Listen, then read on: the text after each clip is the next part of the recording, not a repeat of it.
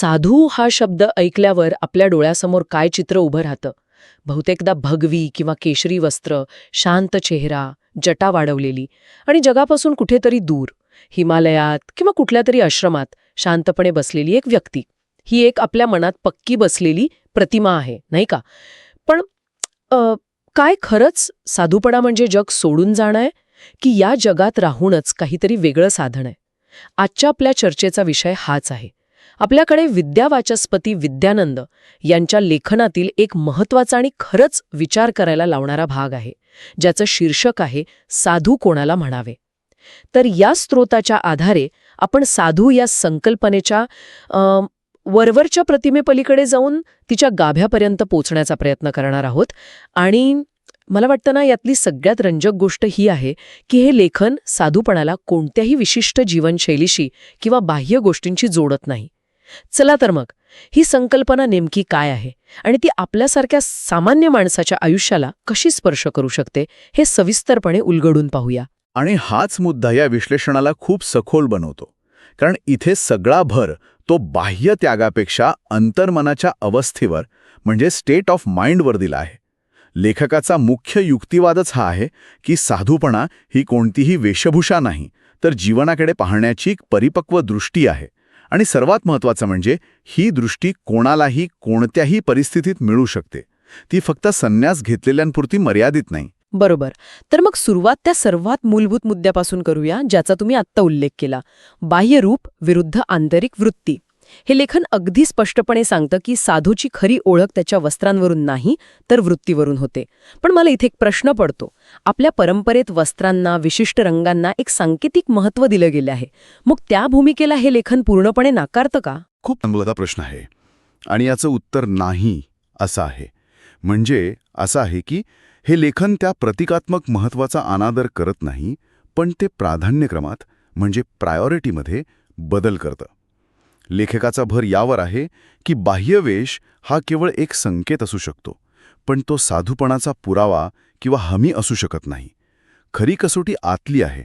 ज्याचं मन लोभ, मत्सर, अहंकार आणि द्वेष यांसारख्या नकारात्मक भावनांच्या पकडीतून हळूहळू सुटू लागतं, तो माणूस खऱ्या अर्थाने साधूपणाच्या मार्गावर असतो, मग त्याने कोणतेही कपडे घातलेले असोत. अच्छा.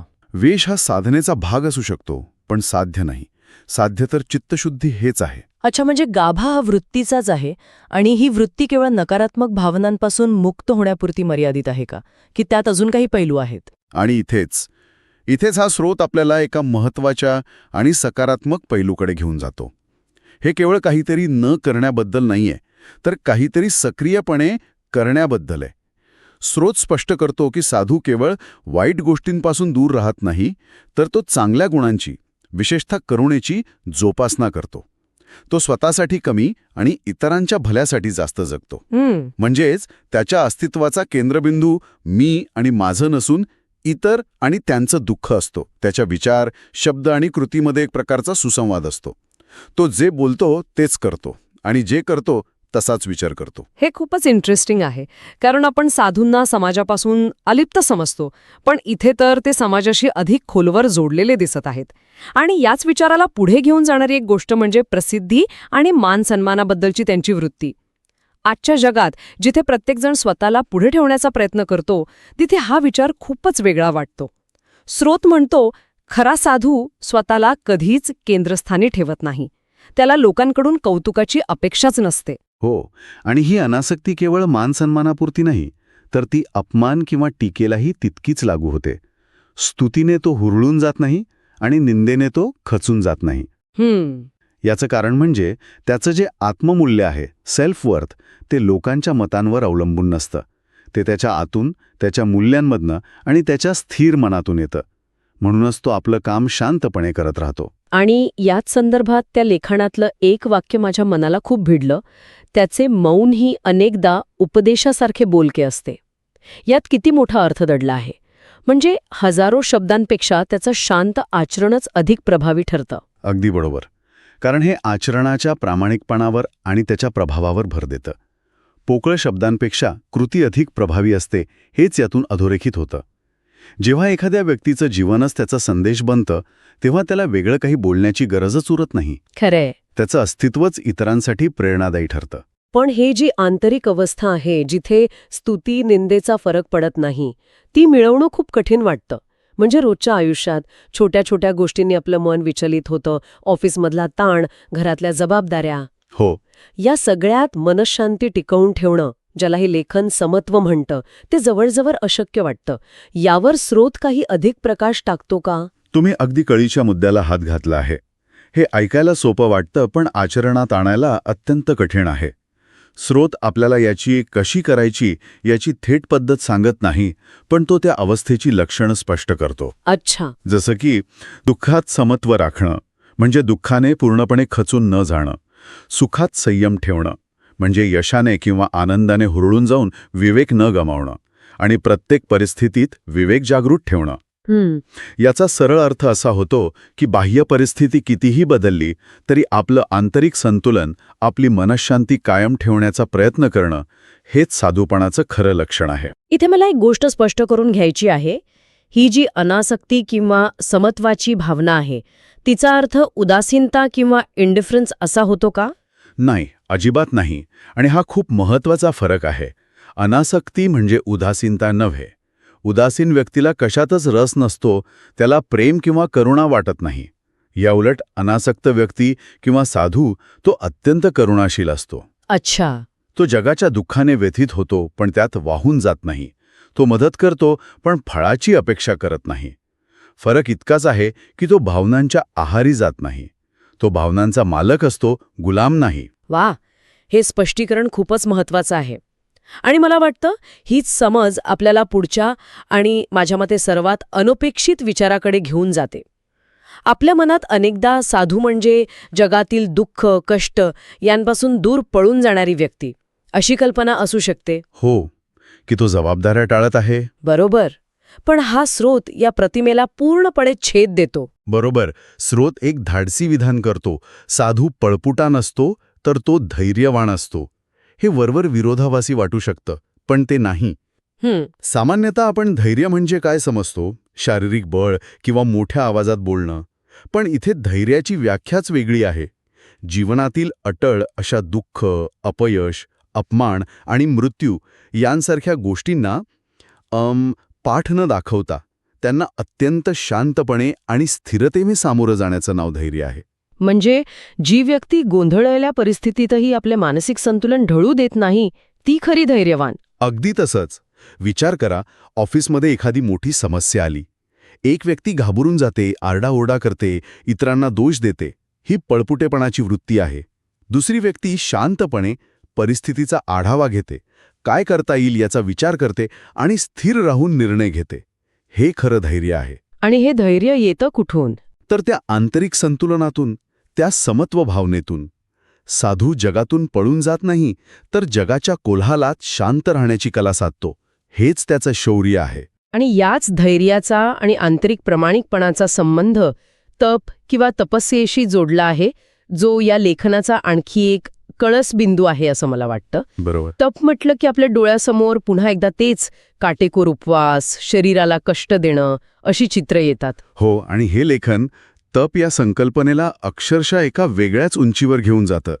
लेखकाच्या मते खरं तप म्हणजे कुठलीही शारीरिक साधना नाही, तर स्वतःच्या अंतःकरणाशी प्रामाणिक राहणे. स्वतःच्या अंतःकरणाशी प्रामाणिक राहणे. हो. स्वतःच्या विचारांशी, मूल्यांशी आणि सत्सद्विवेक बुद्धीशी प्रामाणिक राहण्यासारखी दुसरी कोणतीही मोठी तपस्या नाही. कारण बाह्य जगाला फसवणं सोपं आहे, पण स्वतःच्या अंतरात्म्याला फसवणं अशक्य आहे, की नाही? बरोबर. हां, स्वतःशी केलेला प्रामाणिक संवाद हीच खरी साधना आहे. या एका विचाराने तर साधूपणाची संकल्पना खूपच व्यापक आणि सर्वांसाठी शक्य होणारी बनते. म्हणजे यासाठी कुठल्या तरी गुहेत किंवा जंगलात जाण्याची गरजच नाही. अजिबात नाही. आपण आपल्या घरात, आपल्या कामाच्या ठिकाणी राहूनही ही तपस्या करू शकतो. नेमका हाच मुद्दा आहे. यामुळे साधूपणा ही एक गूढ गोष्ट न राहता एक जगण्याची पद्धत बनते. एक अशी पद्धत जिथे तुम्ही प्रत्येक क्षणी स्वतःच्या कृती आणि विचारांबद्दल जागरूक असता. तर मग आपण आत्तापर्यंत जे काही पाहिलं त्यातून एक गोष्ट स्पष्ट होते. साधूपणा ही कोणतीही पदवी नाही किंवा विशिष्ट वेशभूषा करून मिळणारी ओळख नाही. ती एक आंतरिक अवस्था आहे, एक अशी मानसिक स्थिती जिथे मन शुद्ध आहे. स्रोत अगदी सोप्या शब्दात सांगतो की जिथे अंतःकरणात शुद्धता आणि करुणा आहे तिथेच साधूपणाचा खरा अर्थ सापडतो. अगदी बरोबर. आणि याच आंतरिक शुद्धतेचा आणि करुणेचा नैसर्गिक परिणाम म्हणून साधूच्या दृष्टीने जगातले भेदच नाहीसे होतात. स्रोत सांगतो की त्याच्या दृष्टीने शत्रुमित्र किंवा आपले परके असा भेद उरत नाही. तो या द्वंद्वाच्या पलीकडे जातो. पण हे कसं शक्य आहे? जगात तर चांगले वाईट लोक असतातच, मग त्यांच्यात फरक न करणं म्हणजे भोळेपणा नाही का? नाही, इथे फरक न करणं म्हणजे कोणाच्या कृतीकडे डोळेझाक करणं असा अर्थ नाही. कोणी वाईट वागत असेल तर ते त्याला दिसतं, पण तो त्या व्यक्तीचा द्वेष करत नाही. अच्छा. तो त्या वृत्तीचा द्वेष करतो. त्याला हे माहीत असतं की प्रत्येक माणूस परिस्थिती आणि अज्ञानाचा परिणाम असतो. त्यामुळे तो व्यक्तीला माफ करतो, पण चुकीच्या कृतीला समर्थन देत नाही. समर्थन देत नाही. त्याला सर्वत्र, प्रत्येक माणसात केवळ मानवता दिसते, एकच चैतन्य दिसतं.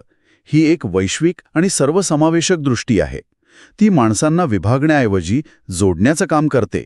हीच खरी आध्यात्मिक परिपक्वता आहे. तर आजच्या या सखोल चर्चेतून आपण पाहिलं की साधूची जी प्रचलित प्रतिमा आहे ती भगव्या वस्त्रांवरून, बाह्य रूपावरून, त्याच्या आंतरिक गुणांवर कशी येऊन पोहोचते.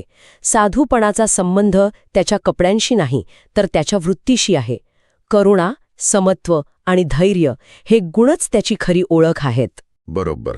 विद्यावाचस्पती विद्यानंद यांच्या या लेखनानं आपल्याला साधूची एक नवीन, अधिक व्यापक आणि सखोल ओळख करून दिली आहे. साधू म्हणजे कोणी एकांतवासी, जगापासून तुटलेली व्यक्ती नव्हे, तर याच जगात राहूनही कोणत्याही गोष्टीत आसक्ती न ठेवणारा, जीवनातील आव्हानांना धैर्याने सामोरा जाणारा आणि अंतःकरणाने शुद्ध असलेला एक परिपक्व माणूस. त्याची खरी शक्ती बाह्य रूपात किंवा चमत्कारांमध्ये नाही, तर त्याच्या स्थिर आणि शुद्ध आंतरिक अवस्थेत आहे. या चर्चेच्या शेवटी एक विचार मनात येतो जो या स्रोतावरच आधारित आहे. स्रोत आपल्याला पुन्हा पुन्हा सांगतो की ही आंतरिक अवस्था, ही परिपक्व दृष्टी कोणालाही कोणत्याही परिस्थितीत प्राप्त होऊ शकते. तर मग विचार हा करायला हवा की मी साधू कसा बनू शकेन? या मोठ्या प्रश्नाऐवजी आपण स्वतःला छोटे प्रश्न विचारू शकतो का? आज या क्षणी माझ्या दैनंदिन जीवनात मी या आंतरिक शुद्धतेच्या आणि अनासक्तीच्या तत्वाचा लहान सहान गोष्टींमध्ये कसा अवलंब करू शकते? कदाचित पुढच्या वेळी रहदारीत अडकल्यावर किंवा कोणाशी मतभेद झाल्यावर किंवा छोटंसं यश मिळाल्यावर आपण क्षणभर थांबून या धैर्याचा, या समत्वाचा सराव करू शकतो का? कदाचित साधूपणाचा खरा सराव तिथूनच सुरू होत असे.